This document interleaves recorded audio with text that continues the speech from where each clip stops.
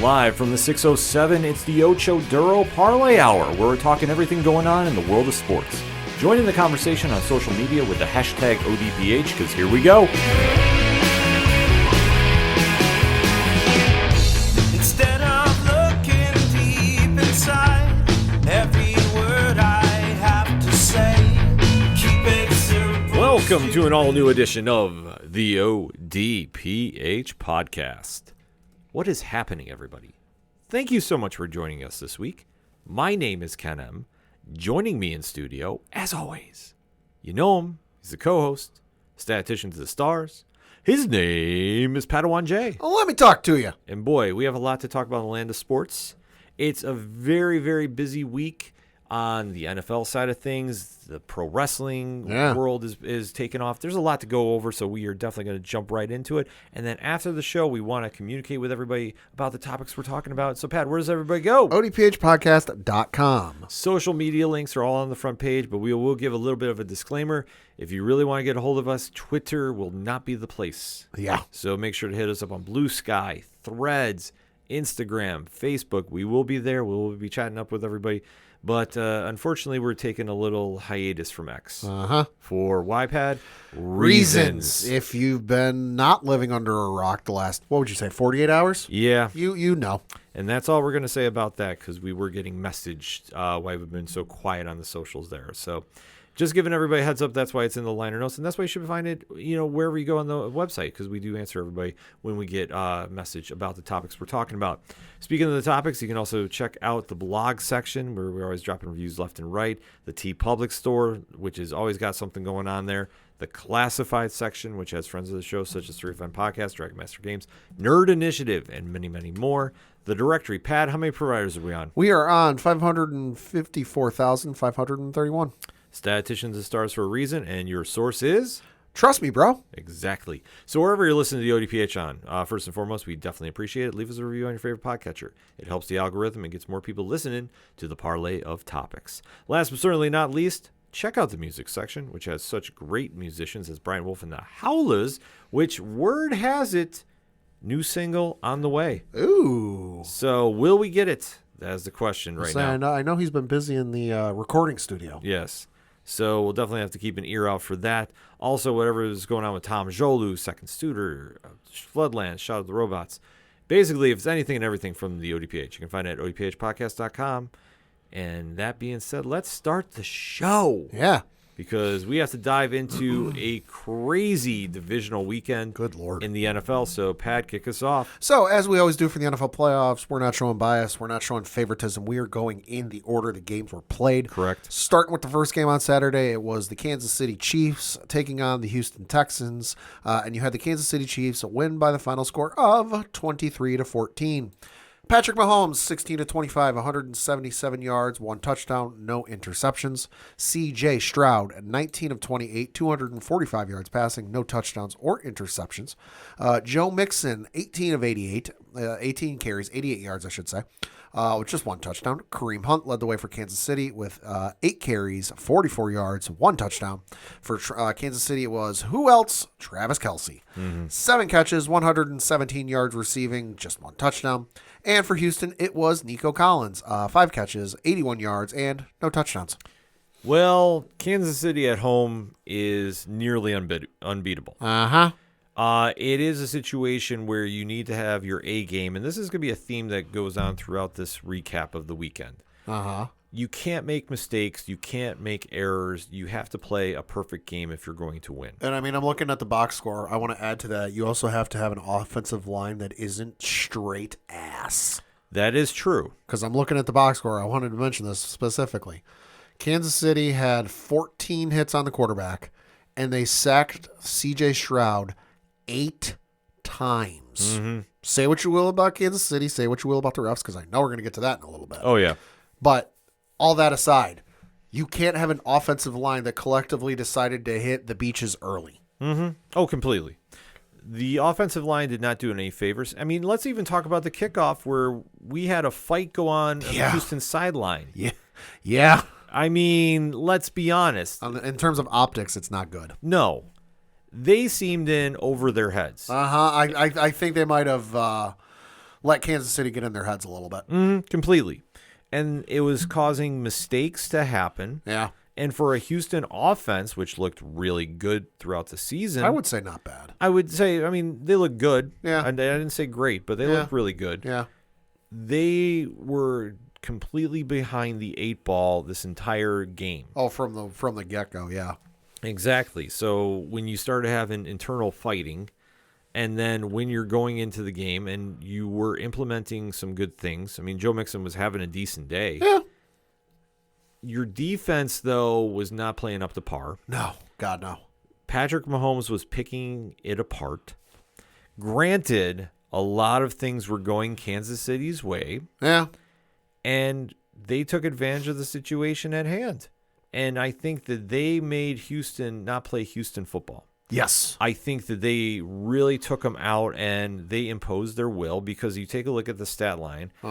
Travis Kelce, 7 catches, 117 yards. I mean, I think that was more than he did in most games. Probably. The entire season. Yeah. And Xavier Worthy, he had a great game, 5 and 45. And you knew what was coming and you had no plan for it. Oh, yeah. Like the Chiefs, it's kind of like a wash, rinse, repeat. If it ain't broke, don't fix it kind of thing for their offense. You know what they're going to do. You know their tendencies. You know what they like to do and what they like to run and all this. They've been doing it for the last 3 years now, arguably more if you want to get specific. Yeah. But it shouldn't come as a surprise that, like, hey, Travis Kelce is going to be a big feature. They're going to look at their other wide receivers while also working in the running game a little bit. At no point have we ever come out of a Kansas City game and gone, wow, I can't believe they had a running back put up 200 yards rushing. Yeah. That's not going to happen. If something like that happened, their entire receiving core is injured, and they're on backups. Well, it's just their bread and butter. Well, they've transitioned away from the running game. That's true. It's still there, but it's not like as prevalent as it used to be. Well, like I say, they have really not found a dynamic running back to the level of Jamal Charles since then. I haven't heard that name in a while. Well, I was going to say, they've had good running backs. Yeah. But they've transitioned to a passing offense. But granted, when you have Patrick Mahomes, you're going to do that. Literal video games. Mm-hmm. But you know what he's doing, and even when it's a broken play, he's still finding an open Travis Kelce. This is not exactly something new. Defensive coordinators have not realized if you slow Kelce down, you make him work to the other receivers, and I'm sorry, they're not on that level. No. So you can defeat Kansas City if you do it, but you have to put pressure on them. And I think, unfortunately, when they were doing it, we had some of the most egregious football penalties called in recent memory. Good Lord. A roughing the passer, which is insulting. Mahomes was flopping like he was playing in the NBA. I thought it was LeBron at quarterback there for a minute. Yeah. I mean, the one run to the sidelines, and he literally took a dive. I also thought I was watching maybe a little English Premier League there. Yeah. Good Lord. And then there was the roughing the passer call. Yeah. Or the personal foul that the wide receiver wasn't touched. Yeah, that was the 2 defenders who hit themselves. So, which even got Troy Aikman pissed off. Oh, yeah. When you hear the commentators, which, let's be honest, they usually don't go as vocal as Aikman was going. They'll call it out. They might not say anything and kind of clamp down on it, but he did not hold back. No, and I will applaud him for that. Absolutely. Because they were not backing down from saying that this was a horribly officiated game. And it was completely. Oh, 100%. So you knew that you had to play perfect. They didn't. They got into their heads. They were in Kansas City. Yeah. The playoff vibe just took over. And Kansas City listen, they're used to it. I hate saying it, but they're used to being in that spotlight. Yeah. They weren't faced. No. I've looked it up. I'm looking at the game log for Travis Kelce for the entire season. This is easily his best game of the season. Oh, completely. The only thing that comes close, because I'm not going to read through 17 games and the stat lines, but the only thing that comes close was there was a game in November against Tampa Bay at home where they won in overtime. He had 14 catches on 16 targets for 100 yards. That was the only time this season he cracked 100 or hit 100 yards receiving. The only other thing that comes close was the previous week, I should say, against the Raiders at the end of October, where it was 10 catches on 12 targets for 90 yards. So this is easily his best game of the year. Oh, yeah, completely. And I'm not saying the Chiefs are back, because honestly, I didn't see enough to say they're the best team still left in the playoffs. They're really not. No.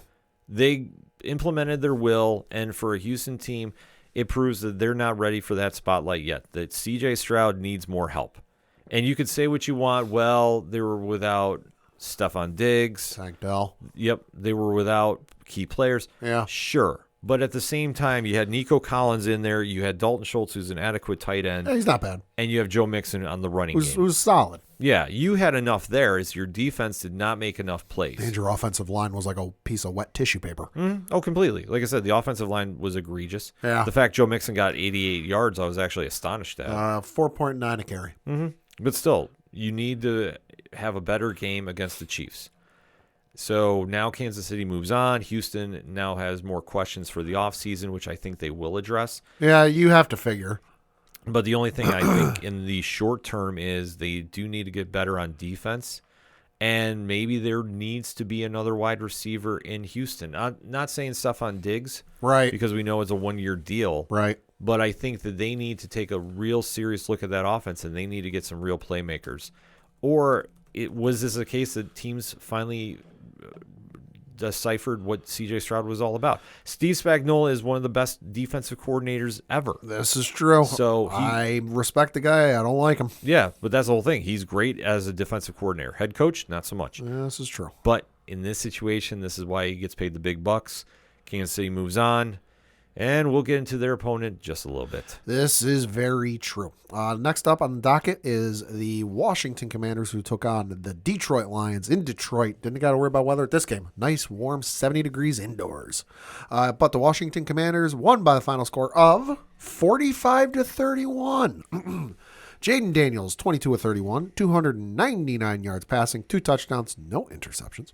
Jared Goff, 23 of 40, 313 yards passing, 1 touchdown, 3 interceptions, though. Jahmyr Gibbs led the way for Detroit in rushing with 14 carries, 105 yards rushing, 2 touchdowns. Jameson Williams, though, how's this for a carry? 1 carry, 61 yards, and a touchdown. Yeah. Pay dirt. Washington had Brian Robinson Jr. lead the way with 15 carries, 77 yards, 2 touchdowns. De'Ami Brown led the way for Washington in receiving with 6 catches, 98 yards, no touchdowns. And for Detroit, it was Amon-Ra St. Brown playing like he's Randy Moss on Thanksgiving. 8 catches, 137 yards, and no touchdowns. Bum, ba, bum, bum, bum. Yeah. This game is a tale of 2 key points. First, the good. Jalen Daniels is ready for prime time. Yeah, he is. And arguably, Chicago might be saying in very, very quiet voices, we messed up with the number 1 pick. Giants, too. Don't forget there's that clip from the offseason Hard Knocks with the Giants where the GM asks his kid, Yep. who should we draft? And there's some other kid in the room that said, I forget what the name, I forget who it was. It was somebody else. And then the one kid who's laying on the couch and he's playing catch with himself with a football or baseball or something, he goes, Jaden Daniels. He goes, trade up and get Jaden Daniels. He goes, why not if you only get a crack at this job once? Yeah, and he was right. Should have listened to the kid. He has played through adversity in coming out of LSU. And high expectations, I would say. Yeah, and the fact that they got this far, everybody wrote them off. Oh, sure. Let's be honest. Rookie quarterback, first time in the playoffs. Yeah. But they went in there with nothing to lose. Yeah. Detroit, on the other hand, did not have a counterpunch. And one thing that they did, which, listen, I love Dan Campbell. I think everything he has done in Detroit, he deserves Coach of the Year. And they're going to get back and be better next season. Absolutely. But what came to be is you had a quarterback that was showing no fear to your defense. Your defense was entirely banged up. And then what happened in the end of the second half is Goff threw that interception. Yep. And the defender popped him pretty good. Yeah, they did. And he was not right since. No. Now, obviously getting hit in that manner, I can understand. Sure. But Goff went back out there. I applaud that. Sure. But and given the aura and the climate and everything nowadays, we know they would have checked him for, possible concussion. Mm-hmm. Oh, yeah. So I'm not even saying that's an excuse. Right. But we've talked about the Mike Tyson statement where everybody has a game plan until you get punched in the mouth. This is true. Goff got punched in the mouth. Yeah, he did. And so did Detroit because they came out very flat in that second half. Uh-huh. And for Washington, who was up large at that point, Yeah, they were. they didn't back down. I wonder if Detroit maybe took him a little too lightly. Well- where you think about it, like, okay, rookie quarterback, it's his first year. We're the big bad Detroit Lions who finished the regular season with 15 wins, and we only lost twice.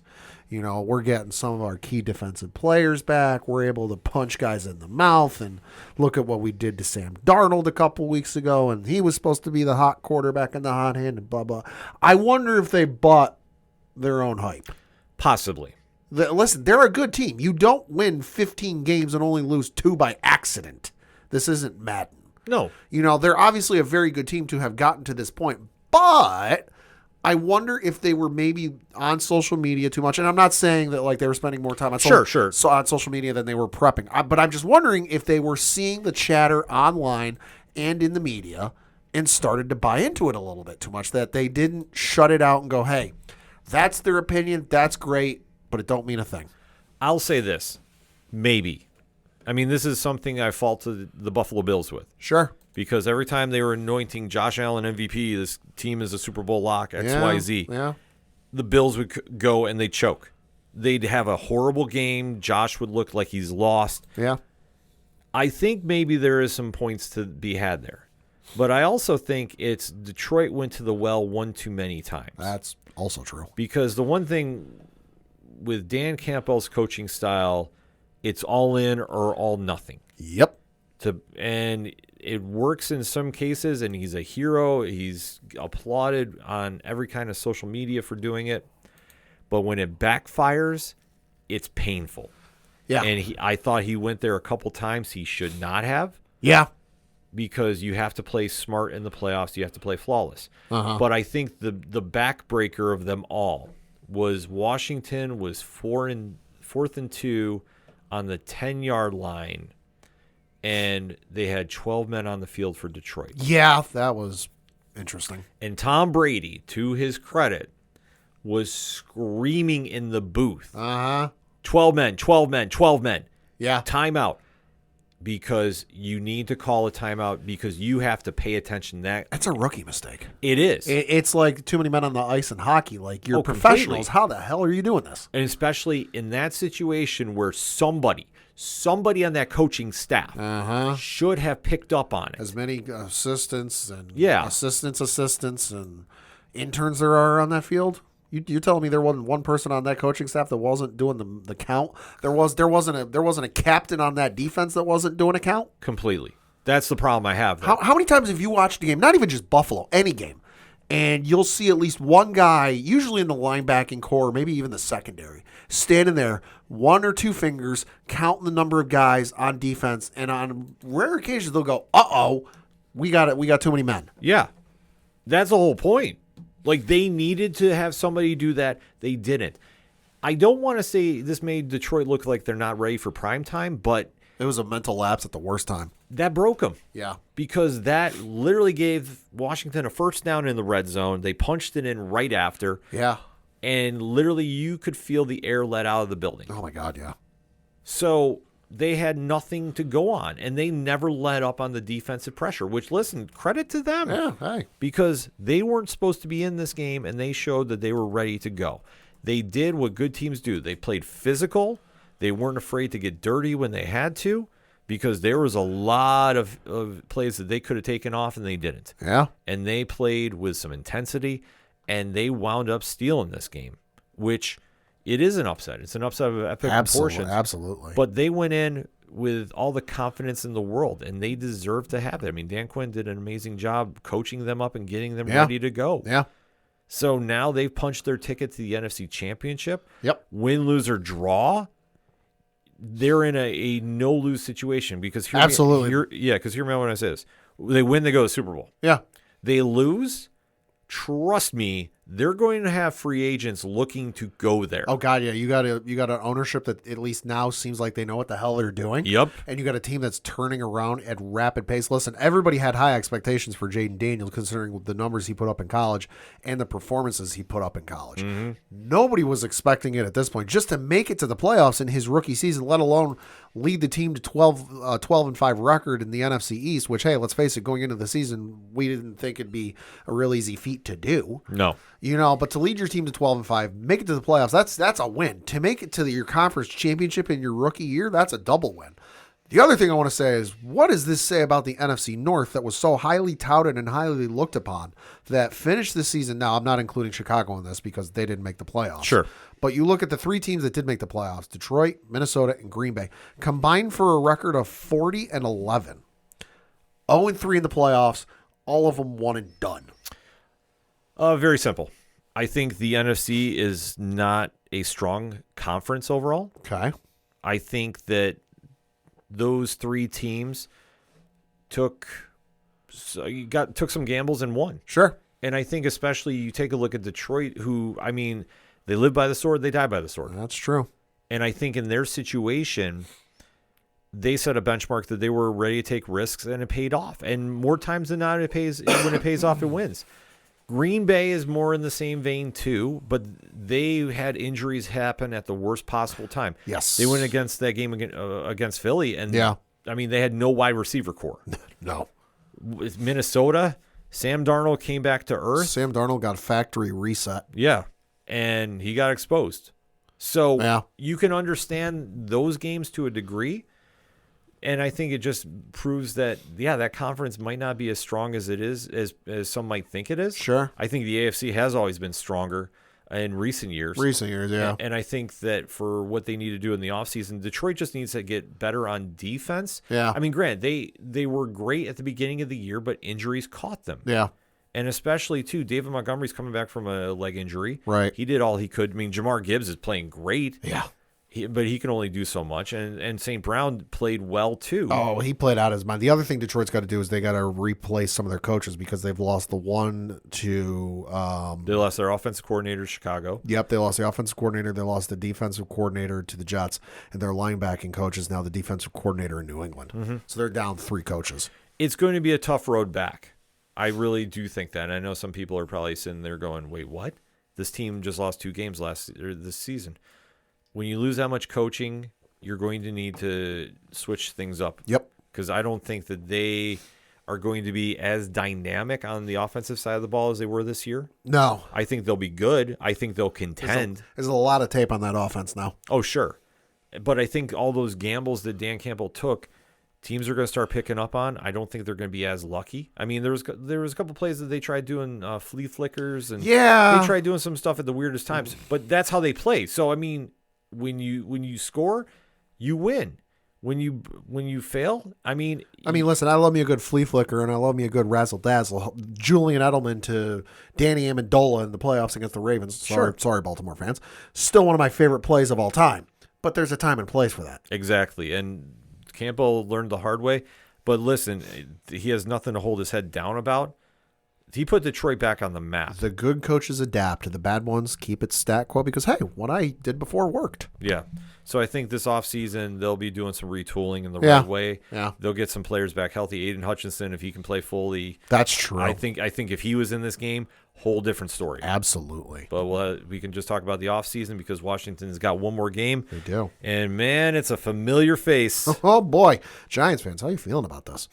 Because the next game we're going to talk about was the first one on Sunday where you had the Philadelphia Eagles taking on the L.A. Rams. Yeah. Where the Philadelphia Eagles won by the final score of 28-22.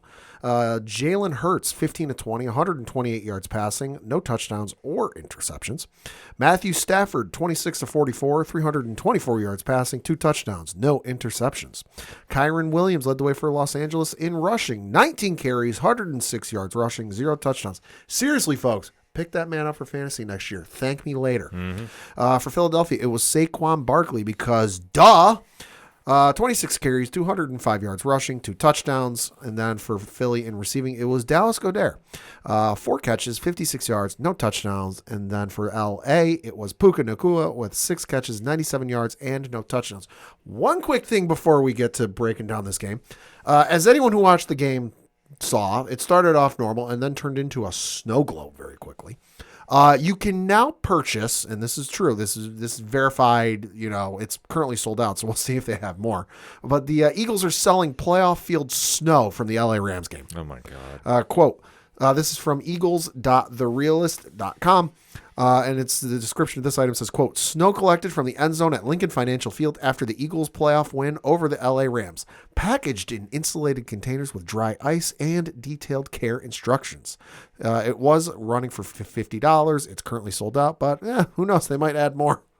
But yeah, you can purchase field snow from the game. Okay, I mean, first and foremost, if I'm going to purchase anything, it'll be from the Super Bowl. This is true. I would do that if my What, team. you don't want Lincoln Financial Field snow? For what, a divisional game? It doesn't mean anything. like seriously, just give me the same snow if it's week 18. It's the same thing. True. For this game, though, I mean, you have to take a look at the running attack of Philadelphia. Yeah. 2 big runs broke the Rams. Oh my God, yeah. But if you look at the score, Closer than you'd think. Yeah, this was a lot closer than anybody realizes. Everybody saw the highlights and went, whoa, like Philly ran them out of the building.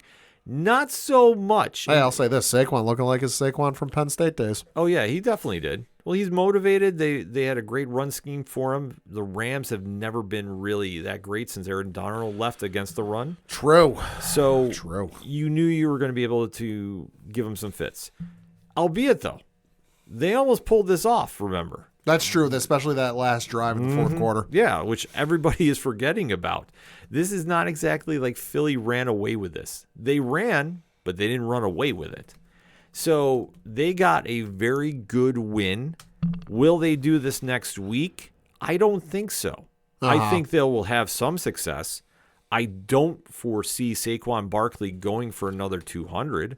He'll get yards. He'll get yards. Ooh, yikes. I just looked up. So the LA Rams last season had gave up a little over 1,800 opponent rushing yards, specifically 1,816. This season, 2,210. Yeah. Oh. Well, like I say, there's a big difference maker that's not playing. Was that that's true. So when you have to factor that in. That's a big difference maker. But the Rams gave them all they could handle. Yeah. The Rams almost pulled it off. Yeah. This was a good game for them. Yeah, this is a very good game for them, but this is a team that I think everybody figured once Aaron Donald retired and after they won their Super Bowl that their window was basically shut. Mm-hmm. So the fact that they're even still here, hey, kudos to them and kudos to Sean McVay. Yeah, they scrapped. Oh, they definitely scrapped. The biggest question I have for them is the offseason is, are they going to make some moves? You have to figure. And how drastic, because is the window now shut? It's pretty damn close, I'd say. Yeah, you have to really take a look at that roster and think, can you make another run, or what do you need to do to upgrade? This is a question of Matt Stafford, I should say. I almost said Sam Bradford. My apologies. Because he's getting up there in age. Yeah.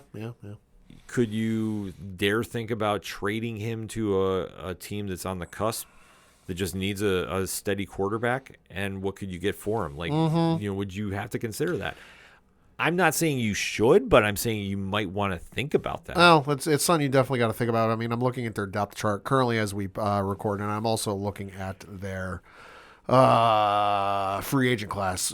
Their current number 2 wide quarterback is Jimmy Garoppolo, but he's a free agent this upcoming offseason. Mm-hmm. Their other backup quarterback, their third-string quarterback, is Stetson Bennett, the legendary former New England Patriot. Yeah. And he's not currently listed as a free agent after the season. So if you do end up going the trade route and you do end up drafting somebody out of the college ranks, are you really going to trust Stetson Bennett to lead your team? I don't know if you necessarily want to go that way. I mean, if you want to trade Stafford, re-sign Garoppolo, and go that route about it, it'll be rough. It won't be pretty the next couple of years, but I think most LA fans are of the mindset that, hey, we're going to be nearing a rebuild here in the next couple of years.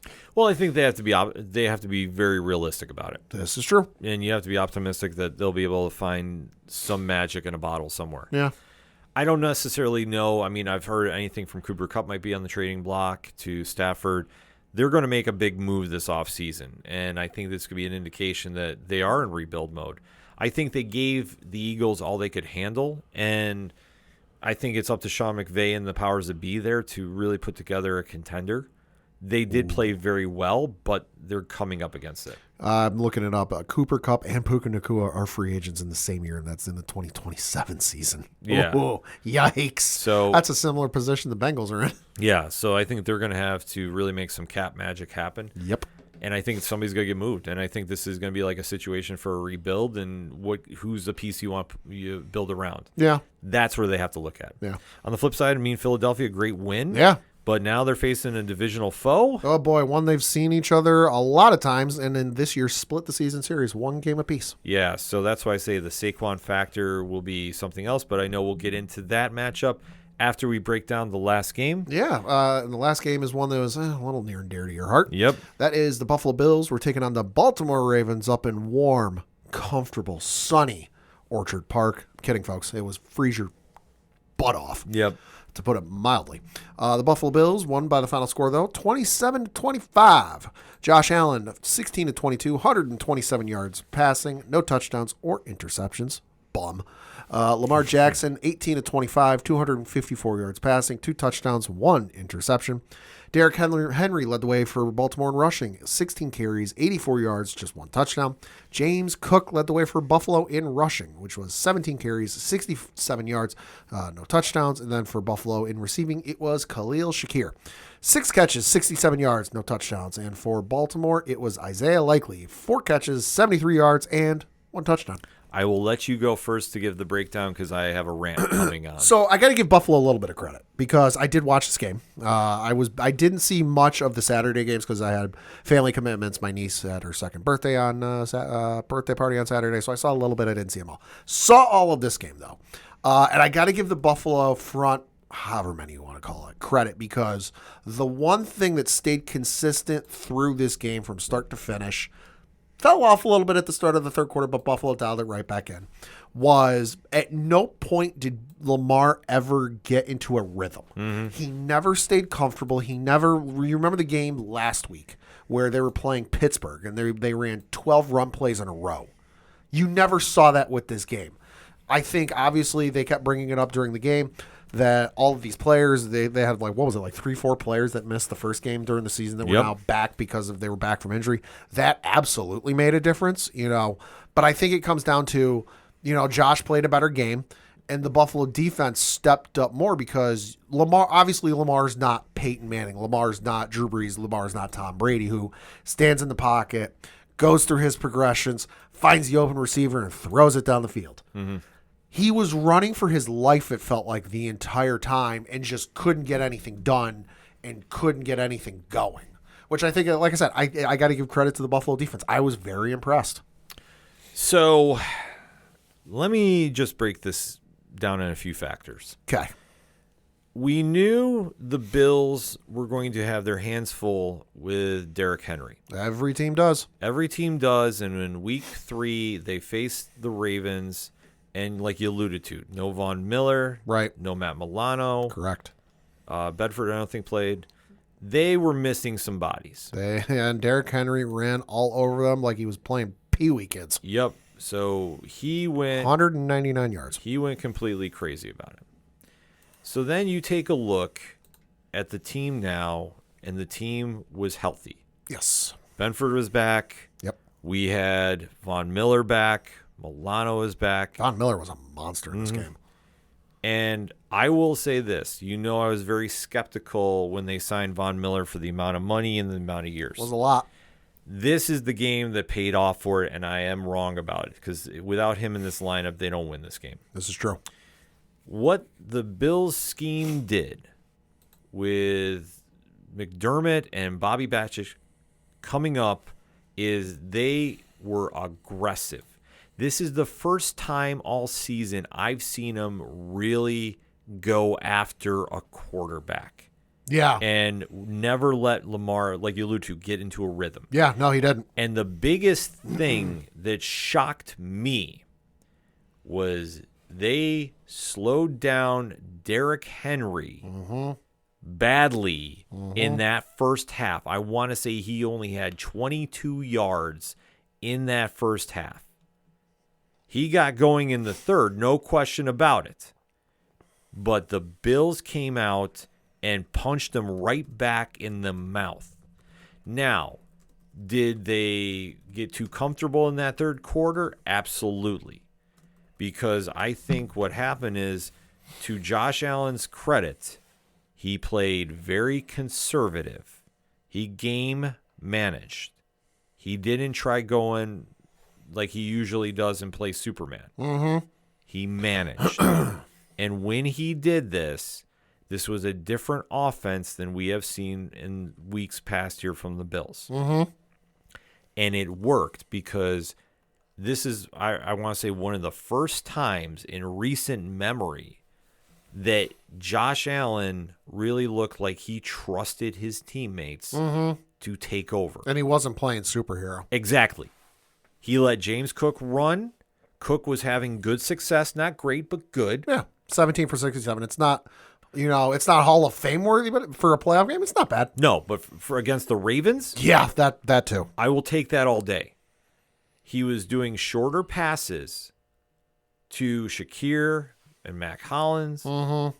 He wasn't going crazy with the ball. He was being very cautious with it. Longest pass of the night was to Khalil Shakir for 34 yards. After that, the next closest one was a 12-yard pass to Mac Hollins. Yeah. Mr. Show up to Buffalo in no shoes. He is a legend. Even I'm impressed. He is the sole reason I have TikTok. I'm saying, if you follow him on TikTok, you know. But where this comes down to is in the third quarter, Baltimore started coming back. The Bills had a great lead. Right, and I'm sitting there watching this going, here we go, McDermott in second half adjustments. Oh, yeah, completely. But what he did really surprised me, because when they started getting punched in the mouth in that third quarter, and they were. Oh, yeah. They didn't allow him in the end zone. We have to remember this. That's true. They bent, but they didn't break. That's true. And then in that fourth quarter, they got aggressive again. And that was the deciding factor of why they held on to the lead as long as they did. They applied pressure on Lamar Jackson, and Lamar, to his credit, was trying to do everything in his power to make something happen. The one time he fumbles, listen, it happens. Yeah. Bills took advantage of it, put up points. But the one time when they got the fumble from Andrews, they struggled a bit. But you have to think that when it got down to that fourth quarter, Baltimore was coming back. Did they give up some big plays? Yes. Albeit, though, the Andrews 2-point conversion, which I know everybody's criticizing right now, bad time to make a bad play. Yeah. Andrews is a great tight end, but bad time to make a bad play. The one I couldn't understand more was it wasn't the 2-point conversion. It was the fumble he had earlier in the game. Yeah. Where he wasn't even like trying to turn around and run for additional yardage. He caught it facing back towards the quarterback and back towards the line of scrimmage. And then I forget which direction it was, but he started running laterally. And I'm like, and it wasn't even like, he's close to the sideline. He's trying to get out of bounds and stop the clock. He was in like the middle of the field. Yeah. And I distinctly remember watching this, and he started running in backwards or whatever direction it was. And I'm like, what are you doing? There's like 3 defenders there. I think what happened in that situation is he caught the ball, like the route was broken. Sure. And I think to try resetting himself, he tried running to the sidelines. Sure. And he did not realize where he was. And then he was careless with the ball. Yeah. And especially in a snow game, 2 hands on it, you got to wrap it up. Yeah, this is very true. He did not. And then when it came time for that 2-point conversion, and there has been enough videos showing the Ravens go to him on every 2-point conversion. Yeah, it's not a secret. It's not a secret. It's like Gronkowski in 2-point conversions. You know where it's going. Right. And I fault the Ravens on this. This is where I fault Jim Harbaugh on this. Okay. This is a situation. You have Derrick Henry who is now going. Why did you not just say, you know what, let's put it in your hands and let's see what happens? Boy, this sounds familiar. Yeah, this is a situation. Sorry, Seahawks fans. Listen, it's the truth, though. No, it is. Because why they did not run with him and at least give him the chance of playing. And John Harbaugh, I apologize, said Jim. John Harbaugh should have said, put it in the running back's hands and let him go, because you have not had success with that 2-point conversion. Listen, and if anybody's trying to say Lamar pump faked it and threw him off. Oh, please. No, listen, he dropped the ball. Yeah. Bad weather. He was having problems catching all night.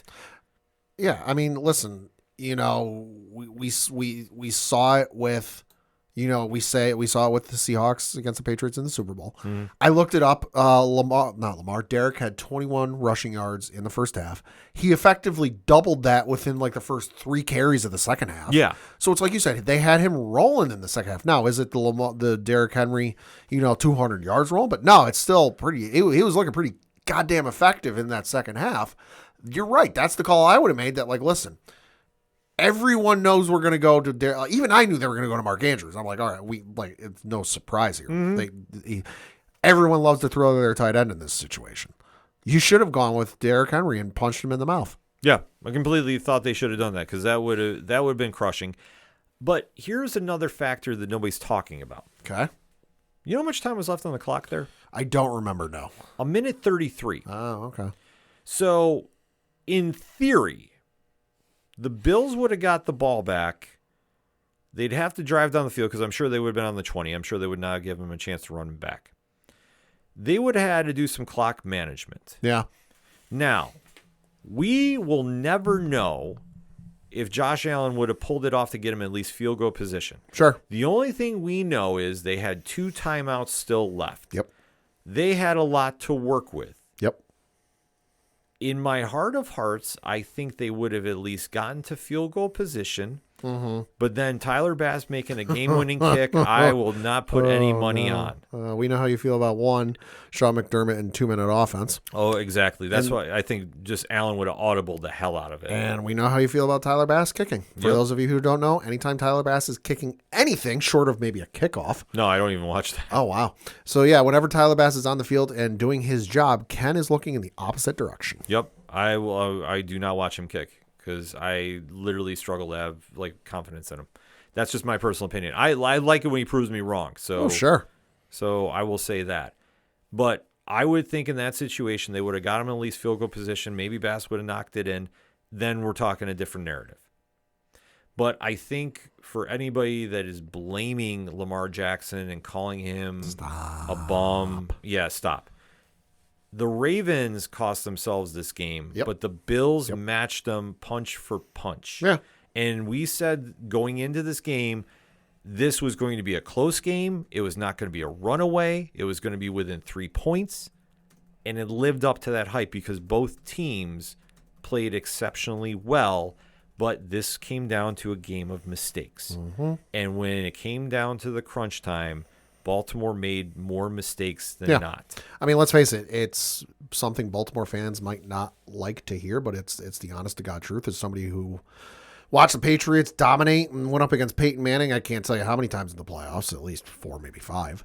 He's this generation's Peyton Manning. Really great in the playoffs, phenomenal numbers, MVP-like stuff, undefeated runs seemingly every couple of years. But when it comes time for the playoffs, whatever the reason is, and you can certainly list them if you want, can't get it done. No, until there will be someday, I'm sure, where he does get it done. I will break it down for you. This is what they need to do. And listen, I hope John Harbaugh and the powers that be at Baltimore listen to this, because I'm going to tell you how you make this happen. Okay. What is the one thing on that offense that they have been truly missing since maybe Steve Smith? A decent wide receiver. A true number one. True number one. Yeah, Isaiah Likely's good, but he ain't a number one. He's not a true number one. Zay Flowers is debatable. And he was hurt in the last couple of games. But I'm going to say debatable.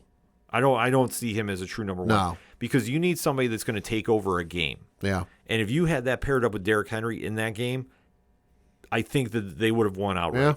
Yeah. I really do. Mark Andrews is not Travis Kelce. He's great. Yeah, he's very good. But in a sense of, in the playoffs, is he going to take over a game? No. Kelce, you have to look at his credit, though. Kelsey has done that in the past. Recently, not so much, but in the past of the current Chiefs run they have. I think Andrews has to be in that conversation, but I don't think that we have seen that come out of him in the playoffs. And I think Lamar needs that extra help. And I think once he gets that, they will be fine. Because if they have to go make a move for a T. Higgins this offseason, if they have to go maybe even take a flyer, as crazy as it sounds, on a Stephon Diggs, Sure. you have to get somebody. Or you go in the draft and you find a true number one. Yeah. You have to make something happen, because I think if they became two-dimensional, and the one thing that the smaller Bills team did is they scrapped. And they had a game plan, and they knew we weren't going to let Derrick Henry beat us. Yeah. And that's exactly what happened. Just for comparison's sake, I pulled up Mark Andrews, Travis Kelce, Rob Gronkowski, and Tony Gonzalez's playoff stats, just because they're arguably four of the best tight ends we've ever seen play. Sure. Mark Andrews, in 8 career playoff games, has had 29 catches for 315 yards. Travis Kelce, in 23 career playoff games, has 172 catches, 2,020 yards, and has scored 20 touchdowns. Rob Gronkowski, in 22 career playoff games, had 98 catches for 1,389 yards and scored 15 touchdowns. And for Tony Gonzalez, in his 7 career playoff games, he had 30 catches for 286 yards and scored 4 touchdowns. That's why I say Andrews is not going to take over in the playoffs. I mean, the combination with him and Jackson is great. Yeah. But is it going to take over in a playoff game? And unfortunately, it's not. No. And when you make mistakes, and Baltimore made a lot of mental mistakes in this game with not protecting the football, that's what ultimately cost them. But we will never know what will happen in that 1 minute and 33 seconds. So you can make the argument about the Ravens beat themselves, or you can say the Buffalo implemented their will and hung in there and really showed why they're the number 2 team in the AFC. I think you have an argument for both. If you ask me, I'm going to say it's a combination. Because I think everybody wrote the Bills off, who were the number 2 seed, which I'm sorry, if you're doing the seed ranking, they should have beat Baltimore. Oh, yeah. If you're doing the seed ranking. However, I'm a realist about it, and I could say Baltimore was going to give them all they could handle. I wasn't feeling super confident about this game because I know how good of a team Baltimore is. I thought Baltimore obviously contended. I mean, you look at the score, 27. They only lost by 2 points.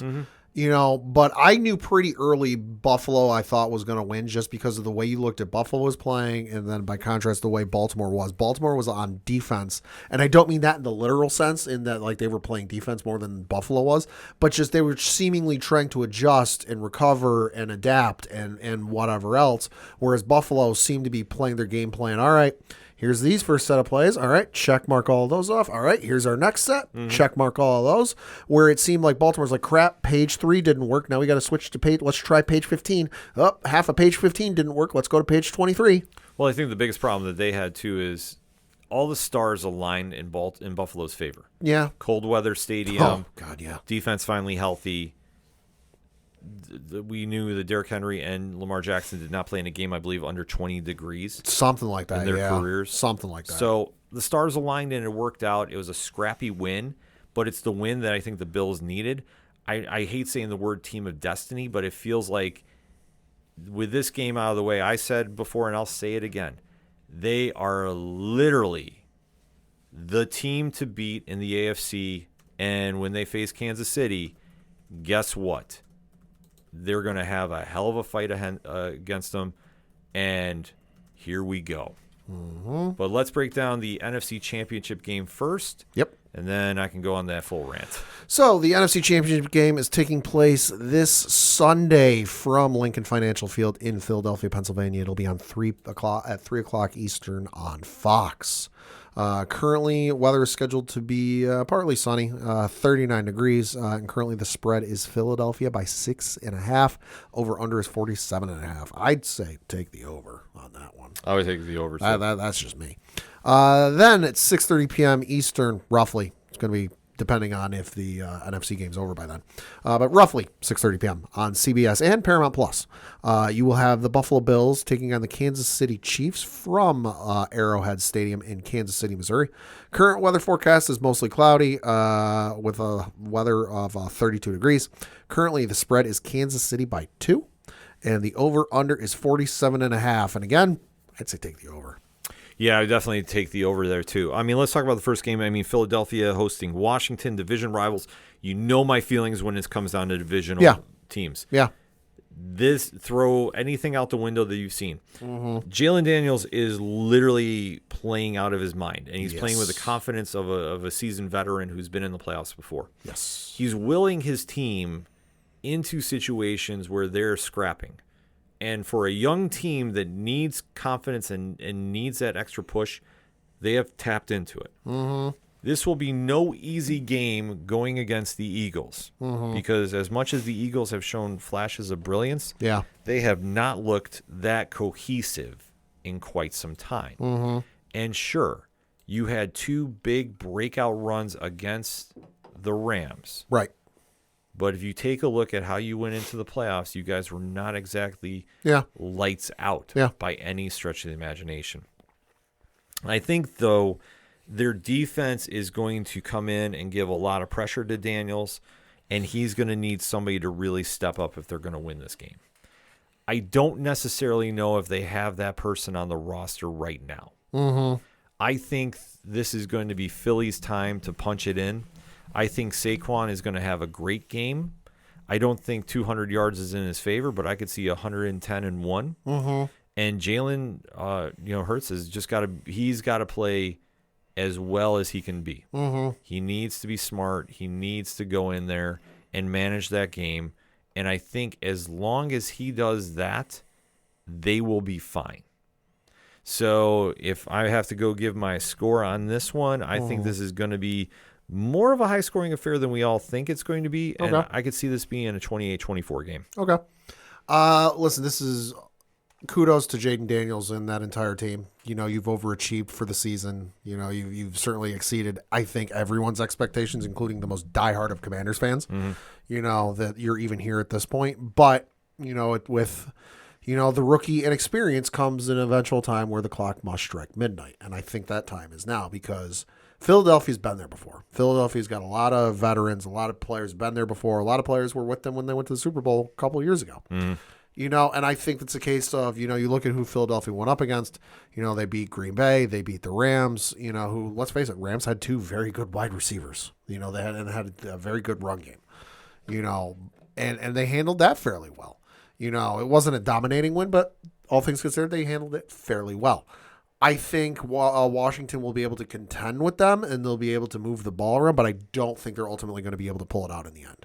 Between Saquon Barkley, I'm going to go a little higher than you. I think Saquon's going to do maybe around $150 in rushing yards, and he's going to get at least one. It wouldn't surprise me if he gets a short one. It's like on the 2-yard line, and they get some sort of rush where he gets in there, so it wouldn't surprise me if you get one of those, but at the minimum, he's going to get at least one score. I don't foresee him busting off another 78-yard run like he did the other day against the Rams. But I think ultimately at the end of the day, it's going to be the Eagles to win this just because I agree with you. They haven't been the most dominating team in the playoffs, but they have been, at least for the playoffs, somewhat consistent. Yeah. And you just don't know what you're going to get with Washington. You know, Jaden Daniels is going to show up and he's going to make the offense look great. But you got the Washington defense that's got to now go up against that dynamic Philly offense. Okay, even if you are able to shut down Saquon, well, you still got to deal with the receiving core. Yeah, and that's a 3-headed monster. And you have to think they're going to show up for this. Oh, absolutely. You have to think absolutely. that. So we're punching Philly in for going to the game, and then obviously Meteor. Yeah, for me, Meteor. Yeah. Then you got the, as alluded to, Buffalo Bills and Kansas City Chiefs, who I looked it up. If you feel like they've played each other before, well, they have. This is going to be the 7th time the franchises have met in the playoffs. Well, this one, I mean, this is the new Brady Manning. Which only met 5 times in the playoffs, so hey, it's more than Brady and Manning. Yep. But this is a situation for Josh Allen, if not now, when. Yeah. And the same can also be said for Patrick Mahomes because they have the chance to make some history on a three-peat. They are playing with time not on their side, because we do know that this team, even though their record speaks loudly, they are not a true number one team for the seeding. They had a lot of luck this entire season. Yeah. And I know in the regular season is the regular season, whole different ball game, but Buffalo implemented some wills on them. They punched them right in the mouth and got a huge monster win when they needed it. Now the Bills are going to Arrowhead. Yes. This is going to be a whole different ball game. Patrick Mahomes and company are very comfortable at home. The Bills need to play flawless football yet again. However, though, I think they match up a lot better for a shootout with Kansas City than probably any other teams in the NFL. I think Josh Allen knows the expectations here. I think as long as the defense is still healthy, I think they're going to be very smart about shutting down Travis Kelce. They'll have to slow down Patrick Mahomes. This might come down to a game of the running. And I think if that's the case, I like James Cook, honestly, over Isaiah Pacheco and the running back core, the three-headed monster they have in Buffalo, over Kareem Hunt. So I think this is going to be the time the Bills finally get there, because it almost seems like with that Baltimore game, everybody wrote the Bills off this season. Yeah. It almost feels like that team of destiny thing. And if they can pull it off, I think, obviously getting back to the Super Bowl through all the adversity they've gone through is going to be huge. And I think the pressure is on Kansas City. And obviously Kansas City at home, weird stuff happens. This is true. Which worries me a little bit, but But I think the Bills just need to play smart. They need to be aggressive. They need to come in with that same game plan that they had against Lamar Jackson. You need to get in Mahomes' face. You need to put pressure on him, and you need to knock him on his tail. Yeah. If you can do that, they're going to win. I think, though, this is going to be another heart attack game for me. Probably. I see this being a 34-31 Bills win. Okay. Again, meteor for me personally, but no. Listen, all due respect to Kansas City, I see a lot of what they're doing and what the Patriots did for a lot of years, where it's not the 2007 season where they're hitting home run balls to Randy Moss every play and they're putting up record numbers. And no, it's not sexy football. It's not, the type of stuff that, you write a message to your cousin or brother or whoever about like, oh my God, you got to see this play. Holy crap. Like it's basic football. It's, dink dunk, slants and out routes and whatever else. But I think if Buffalo is able to at least replicate some of what they did against Baltimore, and that's get the pressure, don't let Patrick get comfortable, don't let him settle into a rhythm. You'll be able if Josh can play the way he plays, and that's been very good this season, MVP caliber. Let's not give him his due. If Josh is able to play to the same caliber he has, I think they'll be able to pull this off, just because you look at the numbers from the last couple of years, and specifically the average yards per pass. You go back to the 2022 season, which was their first Super Bowl win, the first of their Super Bowl wins I got here. He was averaging 8.1 yards per pass. Then you go to 2023. He was averaging 7.0.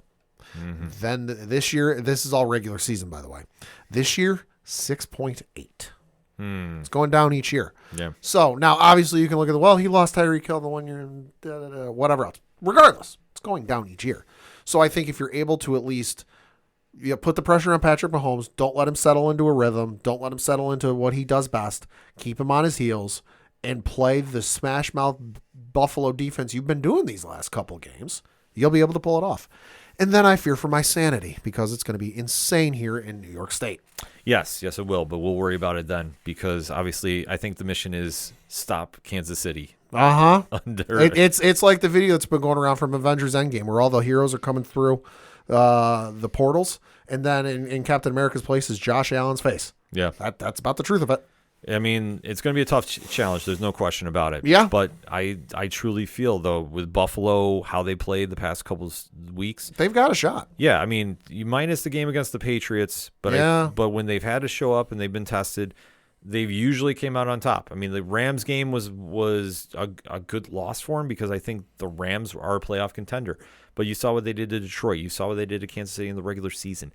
This team is ready to make that step, and if not now, when? Because I think that window is Josh Allen there will keep them in contention. It's almost like that weird Aaron Rodgers Green Bay era. Yeah, where good comparison. As long as he's there, yeah, they'll be in contention. But will they win it? Only time will tell. That's true. In the meantime, though, hit us up on the hashtag ODPH Pod. We went a little extra about the NFL coverage, but there's a lot to go over. What is your takeaways from the divisional round weekend, and who are you saying is going to be punching their ticket to the Super Bowl after this weekend's game? So let's talk about it, shall we? But we're going to get a quick breakout. We'll be right back. Do you like comic books? What about movies and TV shows? Well, we may be the show for you. We're Hops Geek News, a weekly podcast that discusses comics, movies, and TV shows while featuring a beer of the week. Every week we chat about what we messed up on the week before, and then we dive into what we're reading and watching, as well as some news. We then wrap it up with a geek-themed topic of the week. You can find us anywhere you listen to podcasts by searching Hops Geek News. Cheers.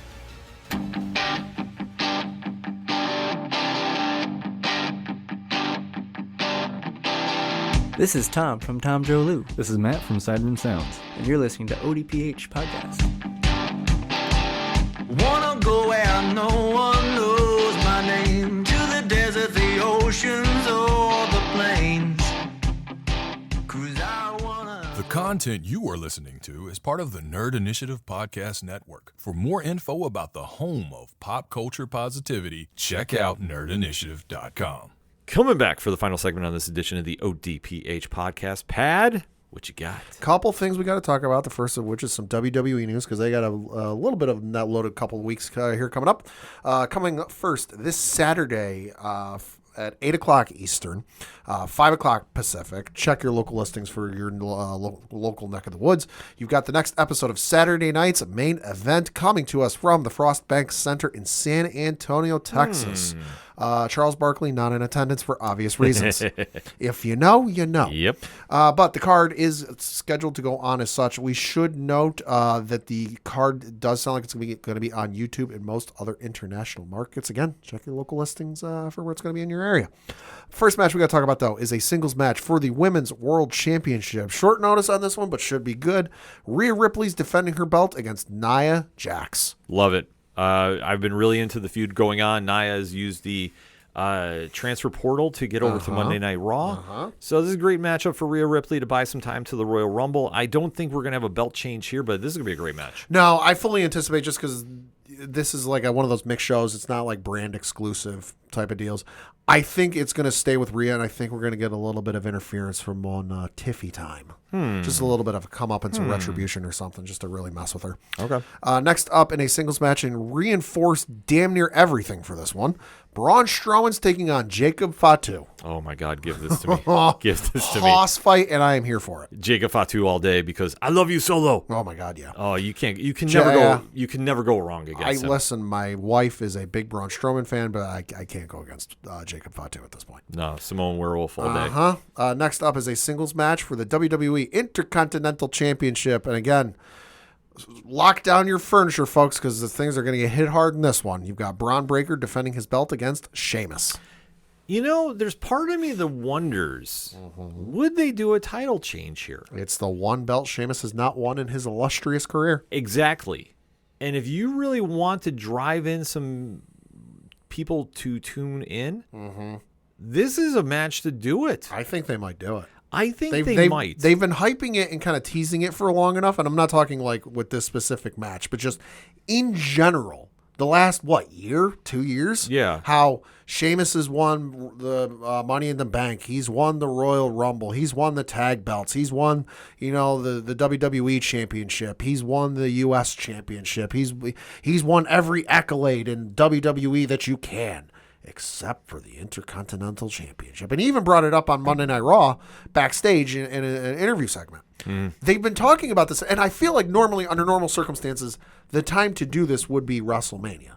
But as we've seen in this new Triple H era, this Netflix era, whatever you want to call it, they're not afraid to do those quote-unquote WrestleMania moments on a smaller scale, on a smaller screen. It was reported that the whole Liv Morgan, Rhea Ripley thing was supposed to end at WrestleMania. They changed, did it at Monday Night Raw on Netflix, and it worked phenomenally. You could say the same thing about Roman Reigns in Solo Sikoa for the head of the table moniker. Should have been at a WrestleMania, wasn't. Worked beautifully. Should Sheamus win the only belt he hasn't won in a WrestleMania moment? Yeah, you can make that argument. But I think it will work just as well. And like you said, you want to get people to tune into these shows and, not think that, oh, it's a glorified house show. There's no reason for me to watch this. Yeah. That's how you do it. Exactly. Lastly, certainly not leastly, in a singles match for the World Heavyweight Championship, you've got Gunther defending his belt against main event Jey Uso. Great setup for this. I mean, Gunther is going to go on a very, very good run. Absolutely. I mean, obviously, since winning the world title, he has been on a tear. He's been doing classic matches. Very good. Jey Uso has been poised to make that breakup into the main event stratosphere. Some might argue he's already there. Yeah. Which this proves to be a very, very solid main event. However, though, I still feel that we're going to have some bloodline remnants probably interfere with this match. I don't know necessarily who.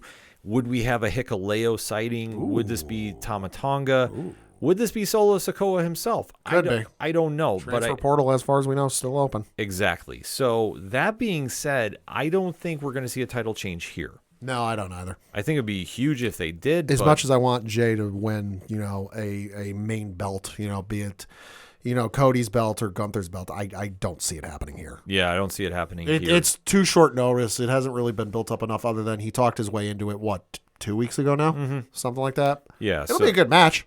It'll be a great match. They're going to give us some time, but I think though it's going to have a weird ending to it. Yeah, no, I agree. So that's why I say Gunther's walking away with this one. Agreed.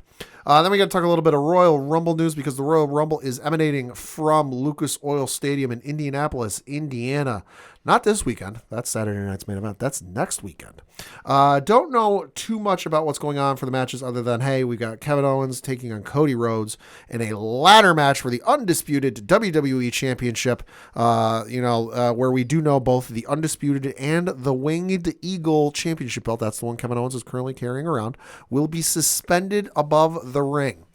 Don't know how this one's going to go, but I'm hoping Cody goes full Rhodes lander. Yeah, I think we're due for that. We're long overdue for that. The other matches we know are taking place are, first of all, the Women's Royal Rumble match. That is the 30 women Royal Rumble match with an championship opportunity for the winner at WrestleMania 41. Confirmed attendance we know in the match at this point. Not too many, just the two. But I like surprises. Nia Jax and Bayley, no surprise there. No. We've got to figure there'll be a number of NXT call-ups. Probably some formerly TNA wrestlers in there. Jordan Grace is probably the easiest lock for that. Yep. Jordan Grace will be there. Wouldn't be surprised if we see maybe a Masha Slamovich. Possibly. Appearance. Could see it. Roxanne Perez feels like an easy money bet at this point. So we'll see what happens with that.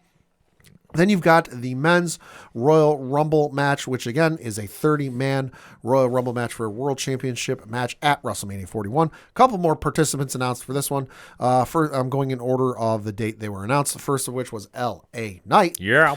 Juan Cena was announced at Raw's Netflix premiere.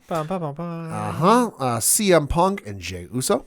Roman Reigns, Seth freaking Rollins, Drew McIntyre, Rey Mysterio, and Sami Zayn. Well, solid field thus far. So that's 9 out of the possible 30. You got to figure there'll be at least maybe 1 or 2 legends making a return.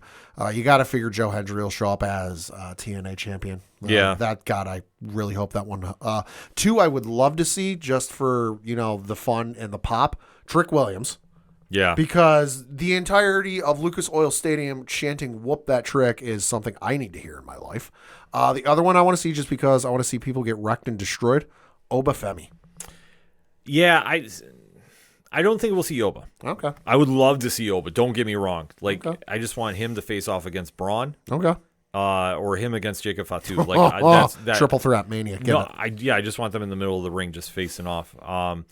I do think, though, there is a name that I was not thinking of, but if it is true that he is 4 months removed from an ACL injury, and that's Ilya Dragunov. I've heard the name getting talked about lately and where he's at. Apparently, he's now allegedly at the Performance Center. That's like John Cena level of recovery. Yeah. Good Lord. Yeah, the Mad Dragon is insane. He's built different. Yeah, so if he would make an appearance, I'd be more than happy about it. I would too, I don't think he's going to I would win. too. I would love to see him versus Oba, just because I don't think we ever had that matchup in NXT. I would love to see that. And just putting that karma out there. Yeah. But I think we're going to have a very, very solid mix of talent there. Yeah, and just looking at the ones who have announced, this is probably, since I've started watching, the most loaded men's side of the Rumble I've ever seen in my life. Yeah. Cena, Punk, Roman, Rollins, McIntyre. Holy hell. Yeah, it's tough to pick a winner right now. Yeah. Good luck. I think once we get closer to next week, I mean, we'll have to make one call for it. Yeah. But either way, I mean, they're stacking this up. I mean, this is something they need to do because you want to get people hyped up for WrestleMania in April. Yeah. You're going to really need to really sell it now. Yeah. Then we got to talk a little bit of the Baseball Hall of Fame because as we record, the folks making it into the Baseball Hall of Fame were announced yesterday. We got 3 nominees added to the Baseball Hall of Fame. Their names will be joining the ranks of some of the greatest baseball players of all time, and I agree with all 3 of these. First of which was Billy Wagner. Now, with the Baseball Hall of Fame, you need to get 75% of the vote to get in. First of which was Billy Wagner, who got in with 82.5%. Obviously, one of the more well-known relievers of his day back in the 2000s, pitched with the Mets, the Astros, a number of other teams. But congratulations to Billy Wagner. I know he pitched a couple rehab appearances here in Binghamton for the then Binghamton Mets, now Binghamton Rumble Ponies. So, hey, congratulations, Billy Wagner.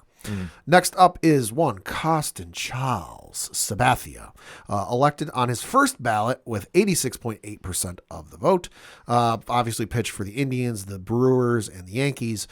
Probably could have gotten it. Obviously, the stats don't hurt. 250 some odd wins, 3,000 strikeouts. Literally pitched until his arm fell off. Yeah. Like, if you haven't seen the video, go find the video on YouTube from whatever, I forget what year it was, but it was against the Houston Asterisks, where he was pitching. It had been announced earlier in the year he was retiring, threw a pitch, and then couldn't pitch anymore because he literally threw until he couldn't pitch anymore. Yeah. But let alone the playoff run he had in Milwaukee, where he got traded mid-year and then made like 3 starts on like 9 days or something. It was insane. Something absurd. It was the most insane thing I've ever seen, and I haven't seen anything like it since. One of the greatest teammates of all time. Of course, there was his last regular season start with the Yankees. He needed to hit a certain innings amount to trigger a bonus in his contract. This was against the Tampa Bay Rays. One of the Yankees got thrown at. I don't remember if he got hit or was thrown at by Rays. It doesn't matter now, but regardless. Sabathia didn't take kindly to that and threw at one of the Rays and got ejected before he could meet the innings requirement for that bonus in his contract. And he was asked about it, and he's like, I realized I needed to do that, but teammates mattered to me more. Yeah. And stand-up guy, the Yankees ended up giving him the bonus anyway. But player's player, one of the greatest pitchers I've ever seen, and a workhorse if there ever was one. Yeah, no, CC, a legend. Yep. I saw him from Cleveland to Milwaukee. Yeah. And then once he got to the Yankees, I think he elevated his stock because, you know what, when you play for the Yankees, that does, you have to make it in New York, and when you become a legend there, that sets you off there. Also has said he will be going in as a Yankee. Should note that. And lastly, and certainly not leastly, with 99.7% of the vote, yes, folks, one person did not vote for this person. No word yet who it is. That would be Ichiro Suzuki, legendary player, ambassador to the game, the first player from Japan to be elected to the Baseball Hall of Fame. It was announced today that he will be getting his number retired with the Seattle Mariners after the Hall of Fame ceremony in Cooperstown. So he will join the ranks of Edgar Martinez, Ken Griffey Jr., and Jackie Robinson of having their numbers retired in Seattle. Obviously a well-deserved award for Ichiro. Legendary player. I had the opportunity to see him play an exhibition game when he was with the Yankees. The Yankees played, it was after spring training was over, but before the regular season started. They did an exhibition game against the West Point Black Knights baseball team down at the Army Academy. And it was the Yankees, it was the Army Black Knights baseball team, and Ichiro was, I don't remember if he was leading off or if he was batting second, but I got to watch Ichiro do his warm-up routine in person. oh my God, I'm not that flexible, but it hurt. Yeah. It was legendary to watch. A phenomenal player, obviously well deserved. If you talk about somebody that really understood the game and the IQ, Yep. he was that guy. Not the biggest guy, Yeah. not the best per se, but Yeah. he understood how to get the ball in play, Yep. get more hits, make things happen for his team. Yep. I mean, like I say, a legendary career. Like when he came over from Seattle, like I say, Yeah. he was really a superstar, and he never seemed fazed by the limelight. No. Like he always seemed very even, straightforward, and I thought it really reflected in the play. Like he was always fun to watch. Yep. Just because of how he would be able to manipulate like pitchers to get hits. Yeah. Over 3,000 hits here in the States, but if you combine his numbers in Japan, he's got more hits than Pete Rose does. Yeah. Because he had over 1,200 hits in Japan. But you look at some of his career highlights. Over in Japan, he was a 7-time All-Star, a Japan Series champion in 96, 3-time Pacific League MVP from 94 to 96, 7-time Golden Glove Award winner from 94 to 2000, with a whole bunch of other awards. But then he got to the States, 10-time All-Star from 2001 through 2010, was the MVP in 2001, Rookie of the Year that same year, which you don't hear about that many that often these days. No. 10-time Gold Glove winners, 3-time Silver Slug Award winner, 2-time batting champion, was an American League stolen base leader in 2001. Still holds the Major League Baseball record for 2,062 hits in a single season. Yeah. Which is absurd these days because I don't think anyone's even come close. True. And he's also a member of the Seattle Mariners Hall of Fame. So those are the folks who made it in this year. A couple guys got close. Carlos Beltran got close. 17.3%. He was up 13.2%. So he'll probably get in next year.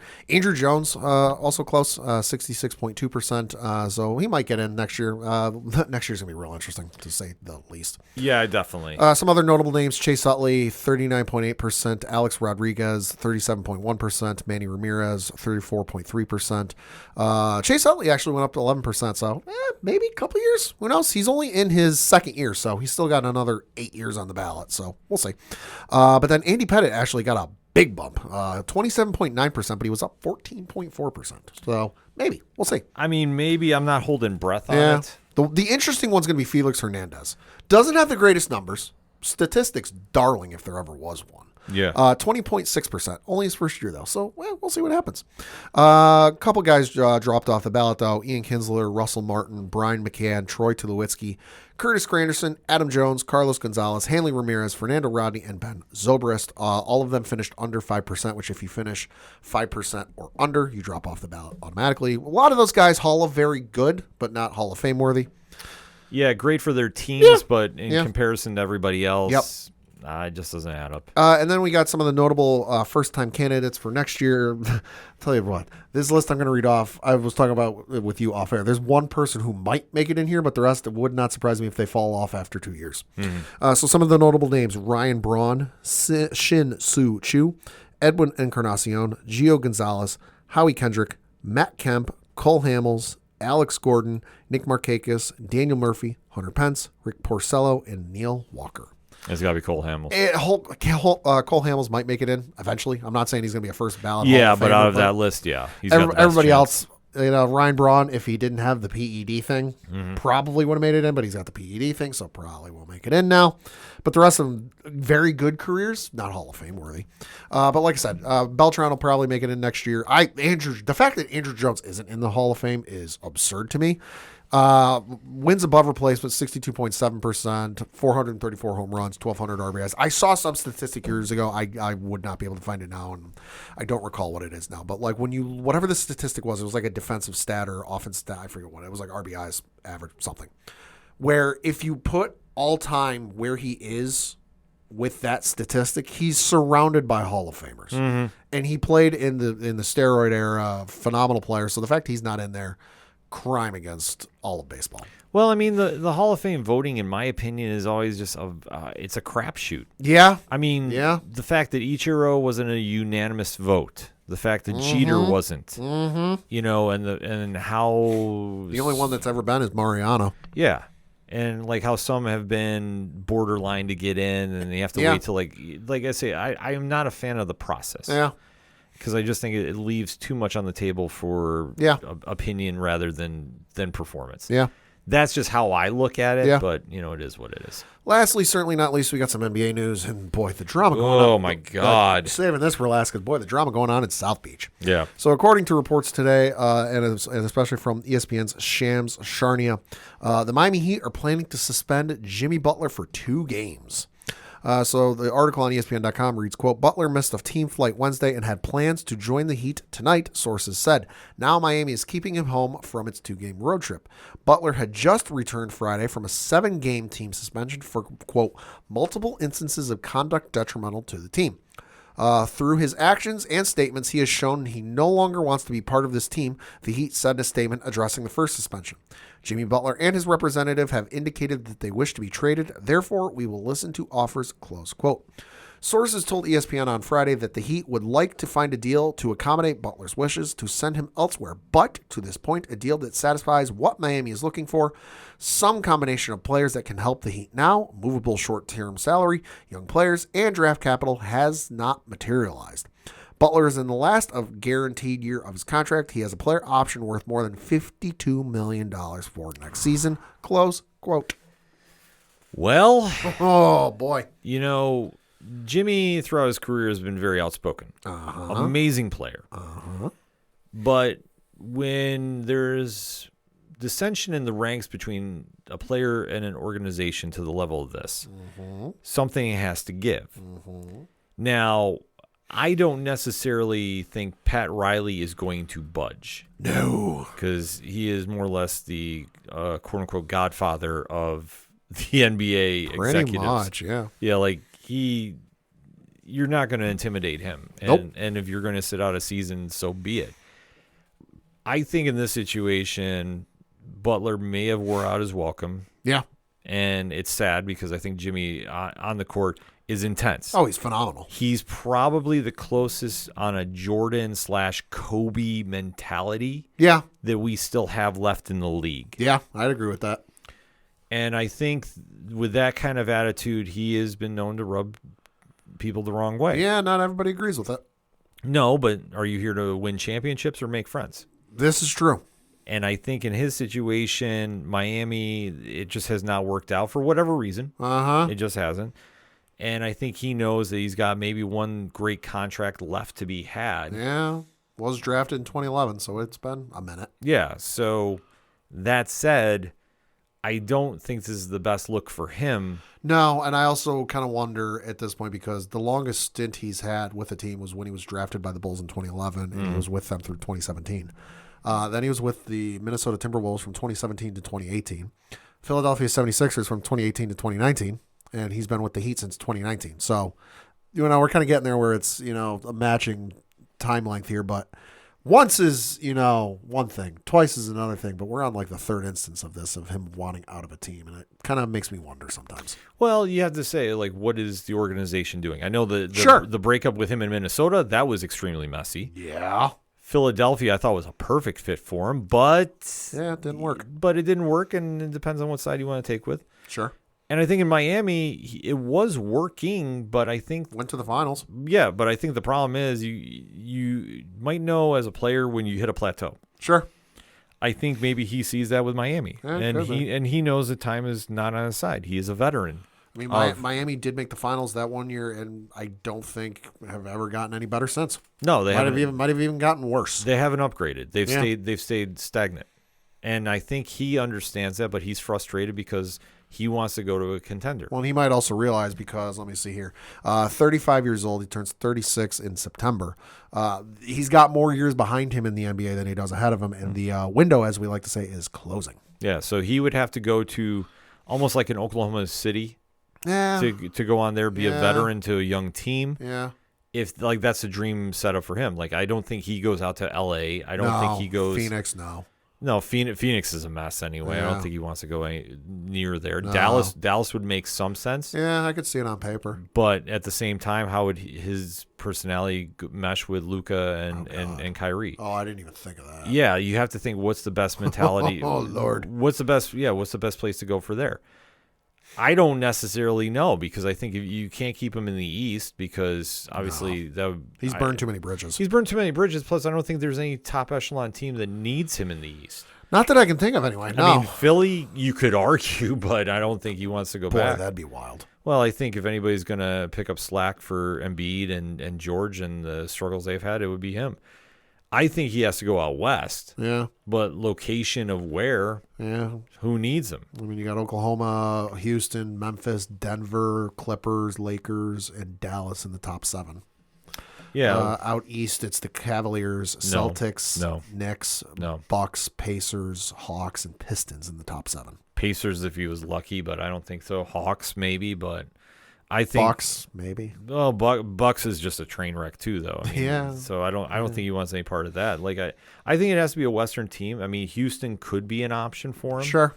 Maybe a Memphis, where I think his attitude might be what Ja Morant and company need. Like, he's an intense player, and I think if he can wake up that team and really get them focused, I think they could definitely do some very big magic. Yeah. But like I say, I don't know. I don't really have a good location for him. I know LeBron's name always gets thrown around, but yeah, it does. But I don't see it happening there. I think the Heat need to find some team that's willing to move them for young talent. And that's why I said I think Oklahoma City maybe. But I just made it work in one on the ESPN trade machine. Oh yeah, Fred VanVleet for Jimmy Butler straight up. Well, it works. It would be something. I just don't know if that works for Miami, because I think Miami wants to rebuild. I think the only team that has that kind of equity is Oklahoma City. But do you want to bring in somebody with Jimmy's personality to a young team? If it were me, no. Yeah, that's why I say, like, it's not exactly going to be an easy move no matter where you send them. But I think you have to send them somewhere. Yeah. I think as weird as it sounds, I think Pat Riley's going to take a big loss in this one. Yeah, definitely take a little bit of a black eye. Yeah, so we'll have to wait to see, but the Knicks are doing well, so that's the only thing that matters. Hey. Yes, definitely. Rangers are starting to play well. It's a good time to be a sports fan. Yeah. Rhyming Jesus. Well, we're finally getting healthy. That's what counts. Okay. But we're also getting near the All-Star break as well, too. It's scary to think about. The season's almost getting there to that point. Yeah. But what a time to be a sports fan. That's why we talk on here, because we have a lot to say. So definitely hit us up on those hashtags. Talk to us on the social media. We definitely like to interact with you, because unfortunately that's all we got for this week in sports. So for the one and only Padawan J. Fuck the Astros. I'm your host, Ken. Thank you as always for listening to the ODPH podcast. We'll see you next time.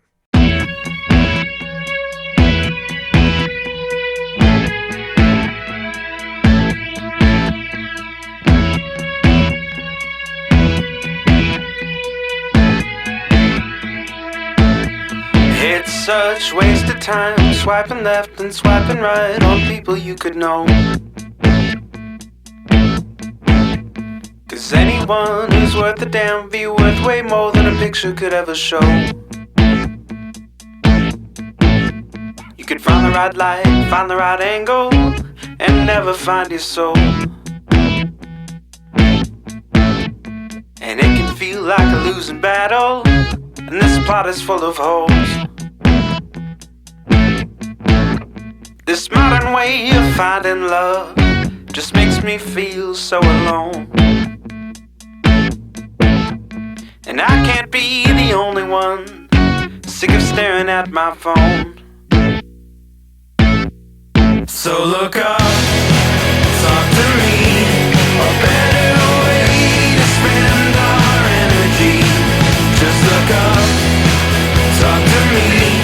We don't have to float alone on the open sea. Don't know that I believe in the old time fable. Everyone has just one true love.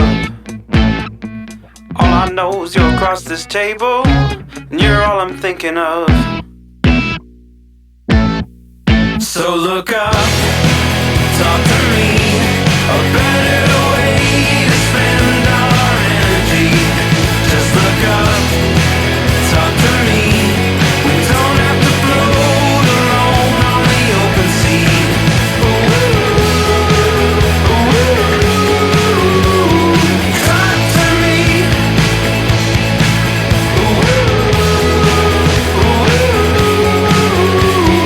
Talk to me. It's such waste of time, swiping left and swiping right on people you could know.